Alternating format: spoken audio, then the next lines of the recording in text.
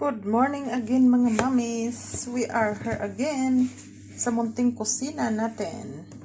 Because today we will make chicken satay. So ito yung ingredients natin. Chicken. Yan, we just cut either cubes or strips like this.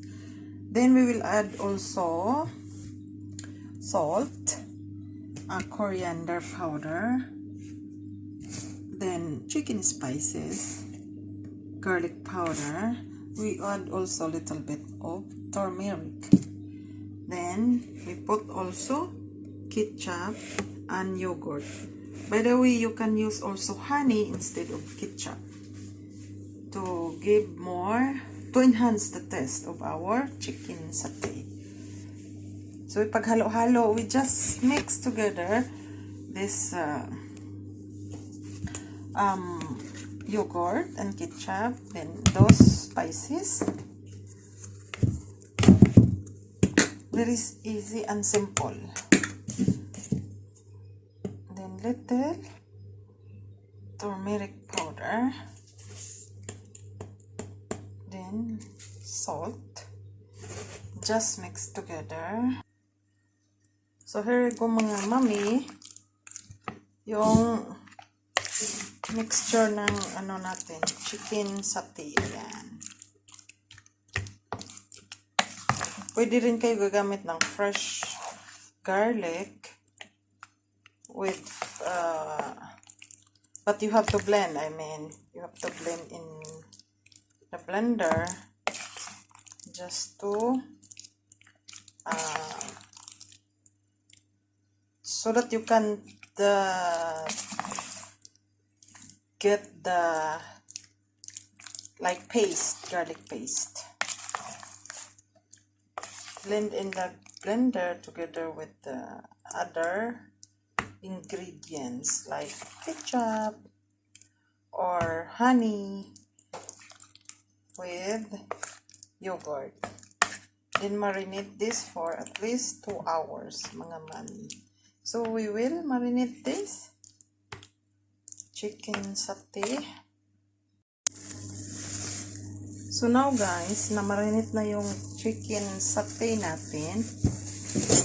Ngayon, tutukogin ko naman siya sa ano natin, skewers. Ito yung gagamitin ko. Ganito.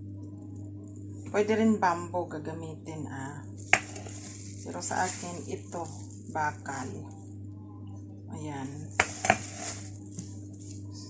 So, ngayon, lagyan ko lang ng konting olive oil.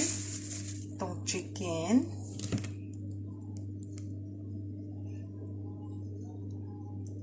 Ayan.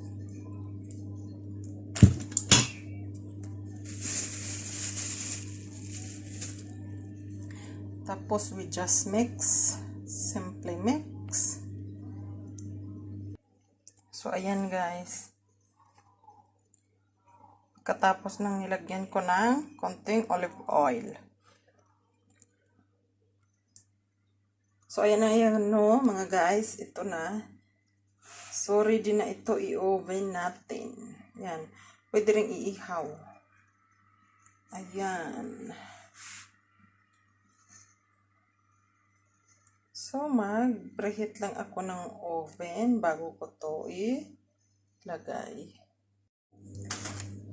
So, ayan guys. Tatakpan ko lang ng foil paper para pag iluto natin sa oven, hindi siya mag-dry ng madalian. Ayan.